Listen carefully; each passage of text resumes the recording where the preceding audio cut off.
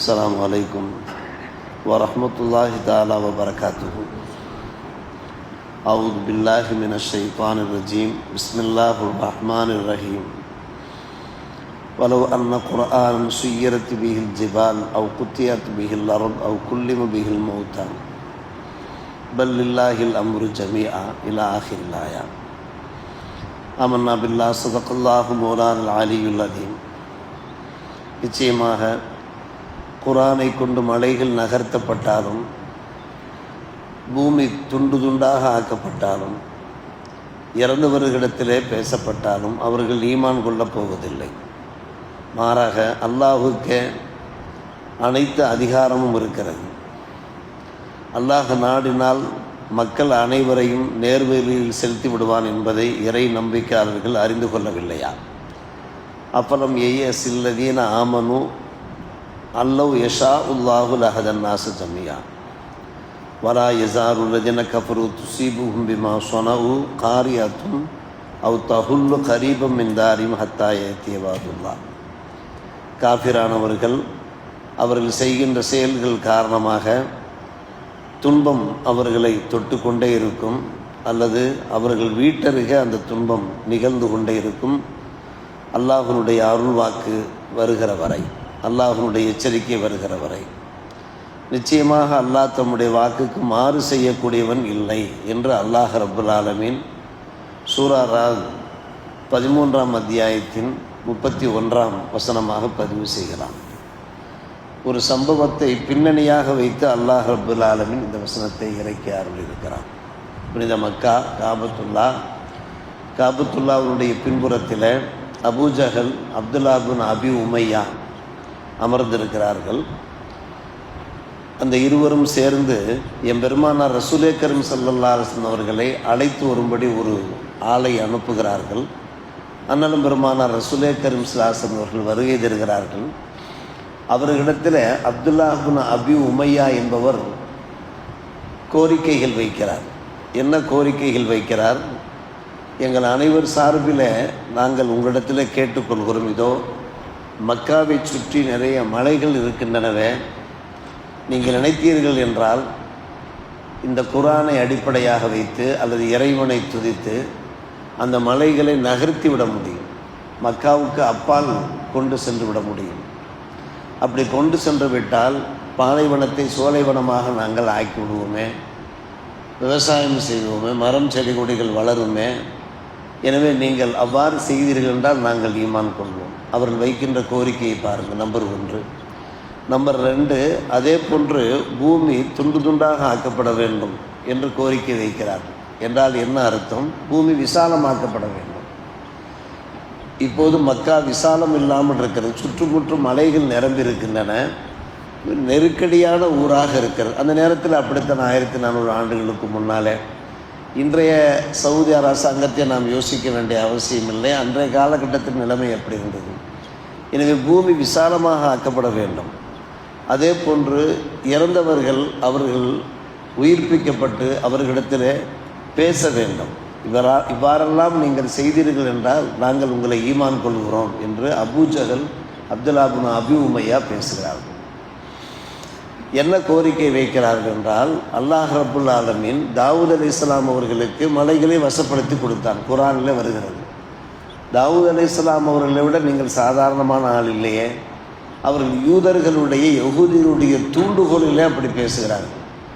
தாவூத் நபி செய்த வேலை உங்களால் செய்ய முடியுமா? அந்த அதிசயத்தை நிகழ்த்தி காட்ட முடியுமா? முடியாதா? யோசித்து பாருங்கள். அதே போன்றுதான் நபி சுலைமான் அலைஹிஸ்ஸலாத்து வஸ்ஸலாம் அவர்களுக்கு காற்றை வசப்படுத்தி கொடுத்தார். இந்த கோரிக்கையும் அவர்கள் வைத்தார்கள்.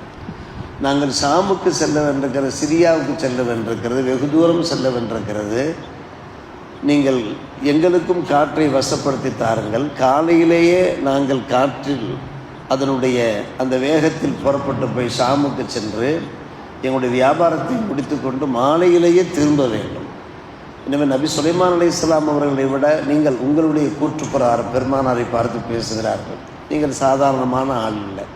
எனவே நீங்கள் காற்றை வசப்படுத்தி கொடுங்கள். அதே போன்று ஈசா நபியை பற்றி நீங்கள் குரானிலே குறிப்பிடுகிறீர்கள். இறந்தவர்களை உயிர்ப்பித்து அவர்களிடத்தில் பேசினார்கள் என்று குறிப்பிடுகிறீர்களே, நீங்கள் செய்து காட்டுங்களேன். உங்களுடைய மூதாதையரிலே குசை என்கின்ற ஒரு மூதாதையர் வாழ்ந்தார். எனவே அவரை உயிர்ப்பியுங்கள்.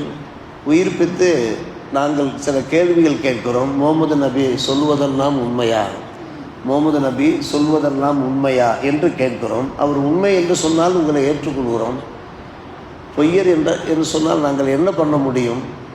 இப்படி கோரிக்கைக்கு மேல் கோரிக்கையை அடுக்குகிறார்கள் அருமை சகோதரர்களே, பெரியவர்களே. அப்போதான் அல்லாஹ் சொல்லுகிறான், இதெல்லாம் செய்தாலும் கூட அவர்கள் ஈமான் கொள்ளப் போவது கிடையாது. இதெல்லாம் வெற்று கோரிக்கைகள், விதண்டாவாத கோரிக்கைகள் என்று அல்லாஹ் சொல்கிறான். எனக்கு அனைத்து அதிகாரம் இருக்கிறது. இந்த வார்த்தை ஏன் அல்லாஹ் இங்கே பயன்படுத்துகிறான் என்றால், கோரிக்கைகளை நிறைவேற்றுவதும் நிறைவேற்றாமல் இருப்பதும் அது என்னுடைய அதிகாரம். இவர்கள் கேட்டார்கள் என்பதற்காக நான் நிறைவேற்ற வேண்டிய அவசியம் இல்லை. உண்மையிலே மூமின்களுக்கு ஒரு ஆசை பிறந்தது, இயற்கை தானே. சரி, நபி அவர்கள் இப்படி செய்தார்கள் என்றால் அப்போதாவது இந்த மக்கா மக்கள் ஈமான் கொள்வார்களே என்கின்ற ஆவல் யாருக்கு ஏற்பட்டது? இறை நம்பிக்கையாளர்களுக்கு ஏற்பட்டது. அல்லாஹ் அவருடைய நம்பிக்கைக்கு மதிப்பளித்தாலும் கூட ஒரு விஷயத்தை பதிய செய்கிறான். நாம் என்ன செய்தாலும் அவர்கள் அதை ஏற்கப் போவது கிடையாது. எனவே அந்த கோரிக்கையில் நிறைவேற்றுவதும் நிறைவேற்றாமல் இருப்பதும் அது என்னுடைய அதிகாரத்துக்கு உட்பட்டது. நீங்கள் அமைதியாக இருங்கள், நீங்கள் உங்களுடைய ஈமானை காப்பாற்றிக் கொள்ளுங்கள் என்று வல்ல அல்லாஹ் இவ்வாறு சொல்லிவிட்டான். அதைத்தான் தொடர்ந்து சொல்கிறான், ஈமான் கொண்டவர்கள் விளங்கவில்லையா? அல்லாஹ் நாடினால் அத்தனை பேரையும் நேர்வழியில் செலுத்திவிட முடியும். ஆனால் செலுத்தாததற்கு என்ன காரணம்? இது போன்ற விதண்டாவாதங்கள் தான் காரணம், இது போன்ற மனம் முரண்டுகள் தான் காரணம். மனமுரண்டு படைத்தவர்களை என்ன செய்ய முடியும்? அவர்கள் நோக்கமே சரியில்லையே என்று அல்லாஹ் பேசுகிறான். முக்கியமாக என்ன விஷயம் என்று கேட்டால், நாம் அனைவரும் அறிந்த ஒரு விஷயம்தான், இதைவிட பேர் அதிசயங்களை எல்லாம் அல்லாஹ் நபி மூலமாக வெளிப்படுத்தினானா இல்லையா? இதைவிட பேர் அதிசயங்கள் எல்லாம் பெருமானார் ரசூலே கரீம் ஸல்லல்லாஹு அலைஹி வஸல்லம் கரங்களிலே பொடி கற்கள், கூழாங்கற்கள் இருக்கின்றன. அவை பேசின, அதை கண்கூடாக கண்டார்கள். அவை துதித்தன. மரும் தாஜுசரி சம்சுல்லா அவர்கள் இதை அடிக்கடி சொல்வார்கள். அவருடைய கரங்களில் பொடி கற்கள் இருந்தன, அது இறைவனை துதித்தன. இவற்றுக்கு மேலாக அன்பான பெருமக்களே, சந்திரனை இரண்டாக பிளந்து காண்பித்தார்கள். இதை அவர்கள் கண்டார்களே, பிளந்து காண்பித்து இரண்டையும் இணைத்து காண்பித்தார்கள். இதெல்லாம் ஒரு பேர் அதிசயம் இல்லையா? இதை தாண்டிய அதிசயம் சில நொடி பொழுதில் பெருமானார் ரசூலே கரீம் ஸல்லல்லாஹு அலைஹி வஸல்லம் புனித மக்கா டு ஜெருசலம் சென்று அங்கே அல் மஸ்ஜிதுல் அக்ஸா பள்ளிவாசலில் இறை தூதர்களுக்கெல்லாம் தொழுகை நடத்தி மேராஜ் சென்று வல்ல அல்லாஹ் ரப்புல் ஆலமீனை தரிசித்து உரையாடி அதற்கு பின்னாலே சுவனம் நரகத்தை எல்லாம் கண்கூடாக கண்டு சுவனத்தை கண்டேன், நரகத்தை கண்டேன், இவ்வாறு இருந்தது என்றெல்லாம் வர்ணித்த அந்த உண்மை நிரூபிக்கப்பட்டது. பெருமானார் ரசூலே கரீம் ஸல்லல்லாஹு அலைஹி வஸல்லம் அவர்கள் மூலமாக இப்படிப்பட்ட ஒரு பேரதிசயம், சாதாரணமான அதிசயம் அல்ல, பேரதிசயம் நிகழ்ந்தது நிரூபிக்கப்பட்டதற்கு பின்னாலும் அவர்கள் ஈமான் கொண்டார்களா? அப்போதெல்லாம் ஈமான் கொண்டாதவர்கள் இந்த அதிசயங்களை நிகழ்த்தினால் மட்டும் அவர்கள் ஈமான் கொண்டு விடுவார்களா? இல்லை. அவர்கள் அந்த நோக்கத்தில், ஒரு உயர்ந்த நோக்கத்தில் அவர்கள் கேட்கவில்லை. எனவே மூமின்களே, நீங்கள் அவர்கள் ஈமான் கொள்வார்கள் என்று நீங்கள் நம்ப வேண்டாம். எனவே கோரிக்கைகளை நிறைவேற்றுவதும் நிறைவேற்றாமல் இருப்பதும் அது என்னுடைய கைவசம் உள்ளது என்று சொன்ன அல்லாஹ் கடைசி அந்த வசனத்தை எப்படி முடிக்கிறான் என்றால், இவர்கள் போன்றவர்களுக்கு துன்பம் ஏற்படும் என்கிறான்.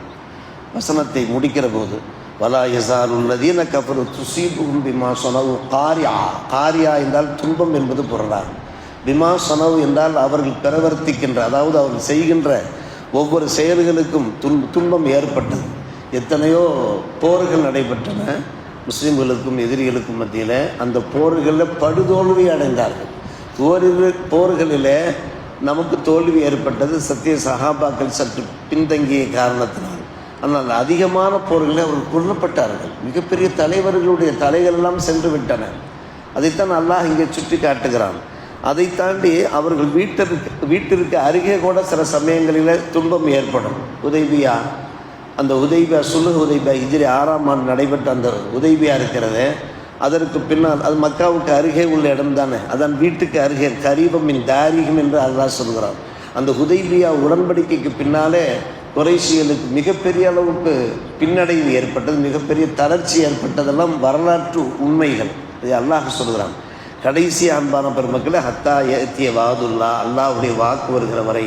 இந்த வாக்குக்கு 2 விளக்கம் தருகிறார்கள். ஒன்று ஃபதஹ மக்கா, இறுதியாக முடிவாக இந்த மக்கா குறைஷிகளுக்கெல்லாம் அவருடைய திட்டங்களுக்கெல்லாம் அவர்களுடைய சதிகளுக்கெல்லாம் ஒரு முடிவு கட்டப்பட்டது. மக்கா வெற்றி பெற்றுவிட்டது. எந்த மக்காவை அவர்கள் கைவசப்படுத்தி கொண்டு முஸ்லிம்களை துன்புறுத்த நினைத்தார்களோ, அல்லாஹ் ரப்புல் ஆலமீன் சில பல ஆண்டுகளுக்கு பின்னாலே இந்த வசனத்தை அல்லாஹ் நிறைவேற்றி காண்பிக்கிறான், நிதர்சனப்படுத்தி காண்பிக்கிறான். மக்கா வெற்றி ஆகிவிட்டது. இந்த வாதுல்லாவுக்கு மற்றொரு விளக்கம் கியாம நாள் வருகின்ற வரை நிச்சயமாக இவர்கள் போன்றோருக்கு துன்பம் தொட்டு கொண்டே இருக்கும் என்கிற இந்த விஷயம். இன்னல்லாஹ லா யுக்லிஃபுல் மியாத், இதெல்லாம் அல்லாஹ் வாக்காக வழங்குகிறான் என்றால் இது வெற்று வாக்குகள் அல்ல. அரசியல்வாதிகள் வழங்குகின்ற, தேர்தல் போது வழங்குகின்ற அது போன்ற அந்த வாக்குகள் அல்ல. மாறாக அல்லாஹ்வுடைய வாக்கு கண்டிப்பாக மெய்யாயே தீரும், அது நிச்சயமாக நடந்தே தீரும். என் வாக்குக்கு நான் ஒருபோதும் மாறு செய்ய மாட்டேன் என்கிற இந்த அல்லாஹ்வுடைய வசனம் நம்முடைய ஈமானை மேலும் மேலும் வலுப்படுத்துகிறது, வலிமைப்படுத்துகிறது. என்றைக்கும் நாம் அல்லாஹ்வுடைய அந்த அருள் வாக்குகளை நம்பி வாழ வேண்டும். நாம் எந்த அளவுக்கு நம்முடைய ஈமான் இருக்கிறது, ஈமான் மேலும் மேலும் அதிகரிப்பதற்கு, பொலிவு பெறுவதற்கு நான் முயற்சியில் ஈடுபட வேண்டும் என்கின்ற அந்த அறிவுரை இந்த வசனத்தின் வாயிலாக கிடைக்கிறது. வல்லா அல்லாஹ் கபூல் செய்வானாக. வாக்கு தாவனம்.